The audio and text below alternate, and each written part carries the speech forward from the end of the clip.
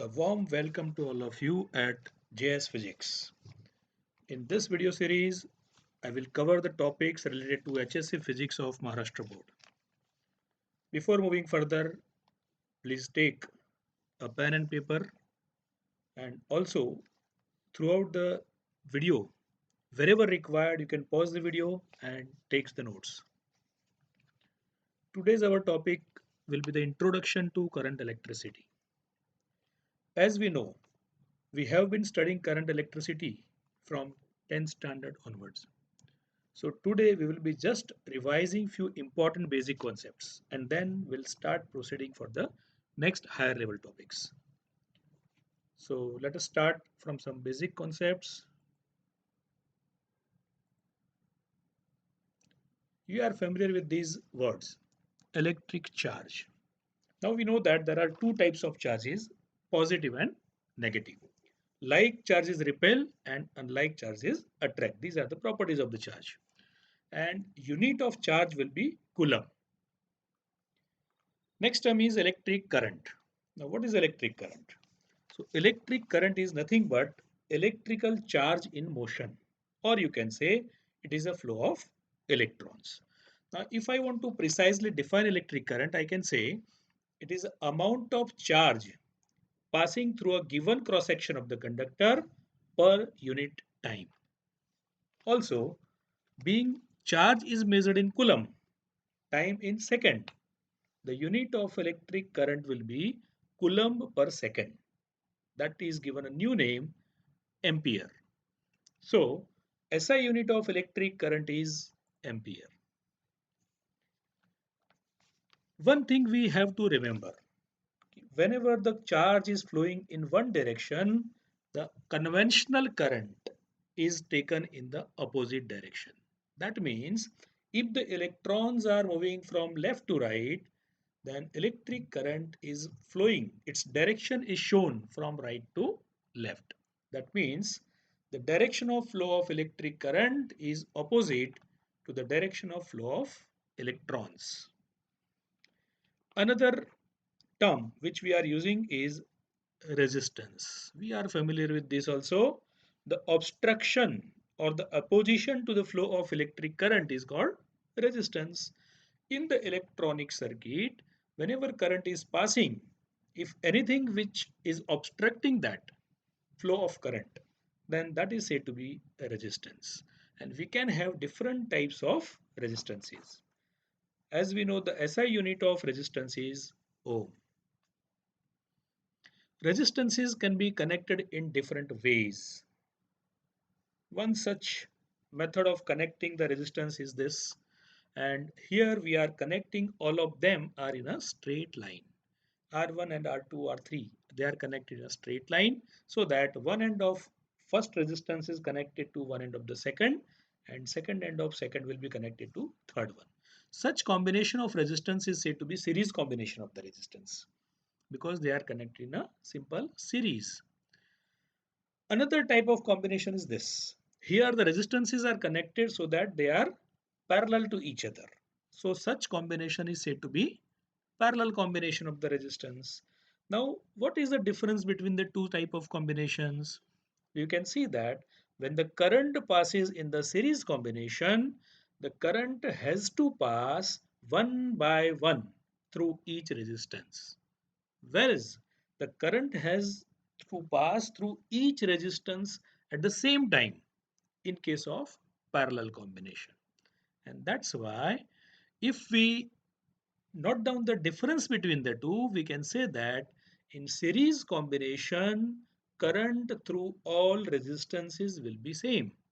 Whereas potential difference across each resistance will be different. For parallel combination, we can say that because they are in parallel, the different value of current will pass through each resistance, but the, the value of potential difference voltage remains same across each resistance. So in series, current is same, in parallel, voltage will be same. When number of resistances are connected in series, we can find their effective resistance by using the formula Rs is R1 plus R2 plus R3.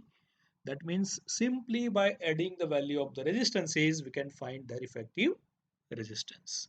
But in case of parallel combination, we have to use this formula, which is 1 by Rp, that is 1 by R1 plus 1 by R2 plus 1 by R3. That means in series combination, the effective resistance will be the sum of each individual resistance. Whereas in parallel combination, the reciprocal of the effective resistance is the sum of reciprocal of each individual resistance. So that we need to remember. Now let us take one example. Suppose if I take the value of resistance to be 10 ohms and we are given three resistances each of value 10 ohms. If I connect them in series, then what will be the effective resistance? We can use the formula for RS. So 10 plus 10 plus 10, that will give us the value 30 ohms. If same three resistances each of 10 ohms are connected in parallel, in that case, what will be the effective value of resistance in parallel combination? So we can use the formula 1 by Rp is 1 by 10 plus 1 by 10 plus 1 by 10. That gives us 3 by 10. That means Rp is equal to 10 by 3, and finally we get the answer 3.33 ohms. Now you can compare the result. In case of series combination, the value of effective resistance is higher than each individual value. So we can say that in series combination, the resultant is greater than the greatest. In parallel combination, the effective is 3.33, which is much less than each 10 ohms. And that's why in parallel combination, resultant resistance is smaller than the smallest. From this we can say, whenever in a circuit we want to increase the resistance of the circuit, we have to connect them in series. And whenever we want to decrease the resistance of the circuit, we have to connect them in parallel. So series combination is used to increase the resistance, parallel combination is used to decrease the resistance of the circuit. That we have to remember. Now, this type of method to find the effective resistance we can use in simple circuits. But sometimes the circuits are much more complicated. So in that case, we have to design some other technique. Before that, we also have solved few numericals based on series and parallel combination. So let us see how much we can recollect or how much we remember. For that, we'll be doing one small activity. During the activity, you have to read the question, pause the video, find the answer, and then only check the answer. Compare your answer with the given answer. So that we will proceed. Our first activity, you can see, we have to find equivalent resistance between point A and B, whose each value is 30 ohms. So pause the video, calculate the answer, and then check the answer. The answer is 10 ohms. Now, what is the explanation? Even though it looks like the three resistances are in series, actually they are not. When we see this type of combination, we can see that one end of R1, R2 and R3 is connected to terminal A, whereas the other end of all the three are connected to terminal B, which is nothing but a parallel combination. So even though it looks like a series combination, actually it is a parallel combination. So you can apply the formula for effective resistance of the parallel combination, and by solving that you can get the answer of 10 ohms. Let us try another one. We have to find the equivalent resistance between X and Y if each resistance is 4 ohms. So pause the video, calculate the answer, and then check the answer.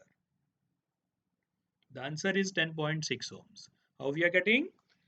4 and 4 resistances are connected in series. Total will become 8, and that 8 will be connected in parallel to 4 ohms. So their effective will be connected in series with another 4 and 4 ohms. And if you apply both the formula series and parallel, you will be able to get the answer of 10.6 ohms. So this way we can find the effective resistance of number of combinations, whether they are in series or in parallel. Now, as I told you in the previous slide, these type of things can be applicable to a simple circuits. When the circuits are much more complicated than this, then we cannot apply our normal method. So in that case, we have to apply another method, and that method will be nothing but our Kirchhoff's law. We have to use Kirchhoff's law to simplify more complicated networks. So next topic will be Kirchhoff's laws, and coming soon with that topic, by the time you practice similar type of numericals and multiple choice questions so that you are able to do it as fast as possible. Thank you.